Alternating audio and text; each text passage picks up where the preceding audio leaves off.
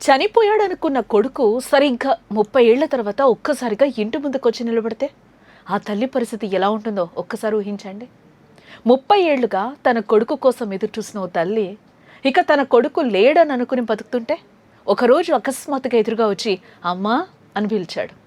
ఆ scene cinema కాదు, కర్నూలు జిల్లాలో నిజంగానే జరిగింది. ఒక ఓటర్ కార్డ్ ఎలా తల్లి కొడుకులను కలిపింది అనే విషయాలు తెలుసుకునే ముందు వేదర్ టీవీని తప్పకుండా సబ్స్క్రైబ్ చేయండి.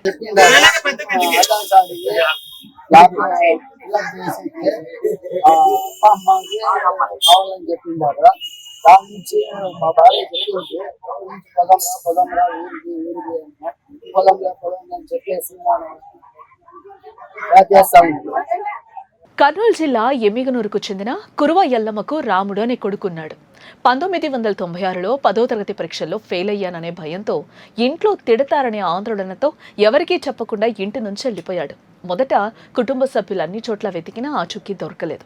రోజులు గడిచాయి, నెలలు గడిచాయి, చివరకు సంవత్సరాలు కూడా గడిచిపోయాయి. ఇక తమ కొడుకు లేడని భావిస్తూ ఆ కుటుంబం కన్నీళ్లతోనే జీవితాన్ని కొనసాగించింది. బట్ విధి రాసిన కథ మాత్రం వేరేగా ఉంది. ఇంటి నుంచి వెళ్ళిపోయిన రాముడు ఎక్కడికి వెళ్ళాడు? అసలు తల్లిని వెతకాలన్న ఆలోచన ఎందుకు వచ్చింది? ఇక్కడే ఈ కథలో అసలు ట్విస్ట్ మొదలవుతుంది. ఇంటి నుంచి వెళ్ళిపోయిన రాముడు ముందుగా ముంబై చేరుకున్నాడంట. ఆ తర్వాత బెంగళూరుకు వెళ్ళి అక్కడ ఓ తమిళ కుటుంబం ఆశ్రయంలో జీవితాన్నే ప్రారంభించాడు. కాలక్రమేణా పెళ్లి చేసుకున్నాడు. ఒక పాపకు తండ్రి కూడా అయ్యాడు. ఆటో నడుపుకుంటూ కుటుంబాన్ని పోషించుకుంటూ అక్కడే స్థిరపడ్డాడు.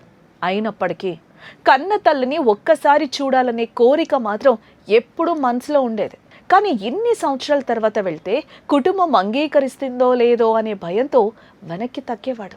అలాంటి సమయంలో కేంద్ర ఎన్నికల సంఘం చేపట్టిన ఎస్ఐఆర్ ప్రక్రియ ఏ కుటుంబాన్ని మళ్ళీ ఒక్కటేసింది. ఒక సాధారణ ఓటర్ వెరిఫికేషన్ 30 ఏళ్లుగా విడిపోయిన తల్లి కొడుకులను ఎలా కలిపిందో తెలిస్తే నిజంగానే ఆశ్చర్యపోతారు. ఎస్ఐఆర్ ప్రక్రియలో కుటుంబ వివరాలు ధృవీకరిస్తూ ఉండగా రాముడు తన మూలాలను వెతకాలనే నిర్ణయాన్ని తీసుకున్నాడు. భార్య, కుమార్తెతో కలిసి ఎమ్మిగనూరు చేరుకున్నాడు. కానీ 30 ఏళ్లలో ఊరు పూర్తిగా మారిపోవడంతో మొదట తన ఇంటిని గుర్తించడం కష్టమైంది. 2 రోజుల పాటు వెతికిన తర్వాత చివరకు పాత ఇంటిని గుర్తించాడు. అక్కడ వృద్ధురాలైన తన తల్లి ఎల్లమ్మ ముందుకు వెళ్ళి నిలబడ్డాడు.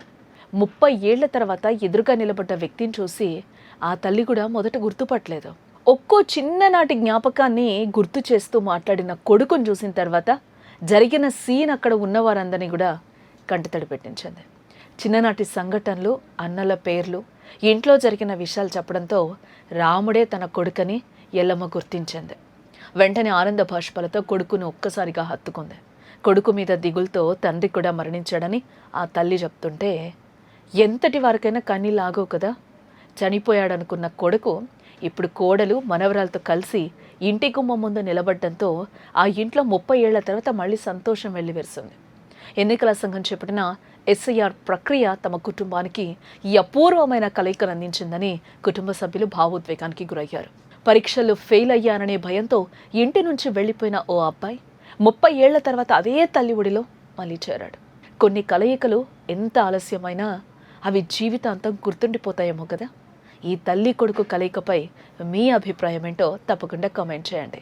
ఇలాంటి ఇంట్రెస్టింగ్ వీడియోస్ కోసం వేదర్ టీవీని తప్పకుండా సబ్స్క్రైబ్ చేయండి.